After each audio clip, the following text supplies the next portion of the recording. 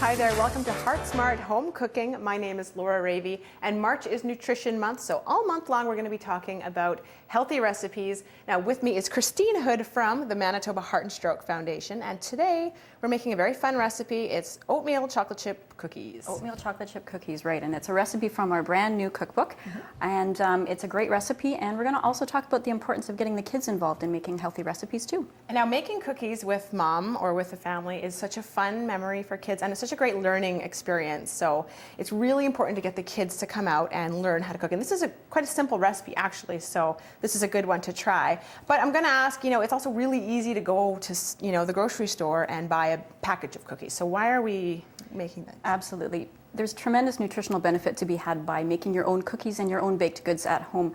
You control the ingredients that go in and how much goes in. You have the opportunity to choose healthier fats, ingredients that are lower in sodium, higher in fiber. There's less guesswork as to what goes in, and you have the opportunity to have a much healthier end product. And having the kids in the kitchen cooking with them gives them a hands-on learning opportunity to pass along some of these messages as well. And it's fun, and if they're baking cookies, they're not going to know how, it's cookies a cookie, right? They're healthy, It's an easy sell to get them interested, Okay. for sure. So what's first? Well, we're going to start off with some of our ingredients here. Now we're starting off with 3 tablespoons of canola oil, and we're going to put that in there. We're adding in 1 egg and some of our sugar, just a 1/4 cup of sugar, and a 1/3 cup of our brown sugar. So we'll mix that all around. Okay, so we're using canola oil here. We are. And now, what's the difference between using a canola oil or using an olive oil or a peanut oil? Well, we're going to be using canola oil because it's a great heart-healthy oil to be using for everyday recipes. So you'll notice that we're not using any hard brick margarines or butters or lard or anything like that. Those ingredients are higher in saturated and trans fat, so we don't want to be using those. So just the 3 tablespoons of canola oil is going to provide the fat that we need for this recipe. Okay. But we don't want this recipe to dry out either, so we want to make sure that we're adding enough moisture. So we're actually adding in 3/4 cup of applesauce as well. Okay. And that applesauce is going to provide some extra moisture so that our cookies don't dry out too much. Oh, okay. And so how mixed do we want this? Yeah, Just basically? that looks really good. That looks really good like that. So okay. Perfect. So we'll get going with that. Now, when we talk about getting the kids involved, there's so many advantages to having kids involved in cooking. Certainly those healthy eating messages we talked about before are important, but also some skills, following instructions, following directions, measuring, all these kinds of things are really important. You talked about the canola oil before as well, and it's an example of talking to kids about where does food come from? And that canola oil, for example, they may not realize grows right here in Manitoba, and it's a terrific heart-healthy fat to be using. And that is a hugely important message because people aren't as connected with their food. So to start young and to learn, this food is from this producer or from this area is a great idea. Exactly. Yeah. It's not only healthy, but it's local. And the canola oil, as we talked about before, is a terrific heart-healthy oil to be using. It's the lowest in saturated fat, as you can see on the chart here. And it contains heart-healthy omega-3 fats and lots of healthy unsaturated fats, too. So it's a good fat to be using for everyday cooking and baking. And like you said, great messages for the kids to know. Okay, so what are we doing next with the dry ingredients We have the dry ingredients. We've got 1 1/3 cups of whole wheat flour here that we're going to add in with some baking powder and baking soda. Now we're using the whole wheat flour just to increase the amount of fiber in this recipe.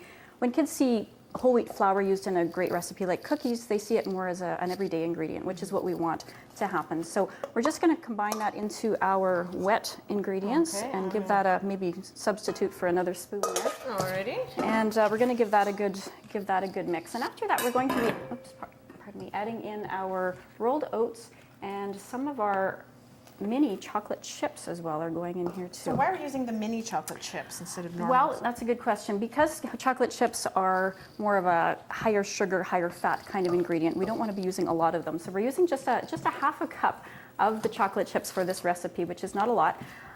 But we do want to still make sure that flavor from the chocolate gets spread out throughout the recipe so that there's a better chance of getting some chocolate in every bite. So that's why we're using the smaller pieces. Now, if you didn't have the mini chocolate chips, using just regular chocolate chips, but cutting them up or chopping them would also serve the same purpose. Okay. And that's a big part of healthy eating we were talking about earlier, in that cookies aren't exactly the healthiest food, but you can make them better by making different choices along the way with ingredients. Yep, so this is a good example of that. For sure, using healthy ingredients makes it a better possibility of having a healthier cookie. That's looking great. That looks okay? All For right. sure. It So looks this isn't great. supposed to be a really hard batter. It's more No, soft. that's a good point. Okay. That's a good point. Now this cookie that we're making is more of a chewy, kind of a squishy cookie. It's not going to be a hard, crisp cookie. So we want to make sure that, that we don't overcook it, first of all, and we want to make sure that it doesn't get dried out. So I'm just dropping these by tablespoons onto our parchment-lined baking sheet here. Now again, using the parchment paper just makes cleanup a lot easier. The cookies don't stick. It's just a great thing to do. So these are about a tablespoon, and we're going to cook these at about 350 degrees only for about 7 to 8 minutes. We don't want to overcook them because they are a squishier cookie and we don't want them to dry out. So after they are cooked for about 7 or 8 minutes, we want to take them out and let them cool for about 5 minutes and then transfer them to the racks. And again, because they are more of a cakey cookie, important to store them in an airtight container as well. Okay, and you were saying there's only 3 grams of fat. Less than 3 grams of Well, fat per that's cookie. great. Yeah, that's Yeah. terrific. Yeah. But I guess that depends on the size of the cookies. For And these sure, are yeah. a modest size. That's right. Those are a smaller size cookie for sure. Yeah. Okay, great. So we have some finished ones there. Yeah. So after cooking those and letting them cool, this is what the cookie looks like, and as you can see, it's more of a cakey cookie and lots of chocolate chips. Yeah, and to a kid coming home from school and they see this, they're going to be pretty excited about eating it. And so how can we add to that snack to make it a little more heart? We can make it even a healthier snack by adding a glass of milk and maybe some nice apple pieces, and that would be a great after-school snack. Wonderful. So if you want this recipe, you can go online to theheartandstroke.envy.ca to their website. You can order a cookbook. It's called The Quick and Healthy Recipes for the Whole Family Can Enjoy. It's in its 3rd volume, and it's all brand new recipes. So this is in there. If you would like more information, you can also phone 1-888-473-4636. Thank you so much. Thank you.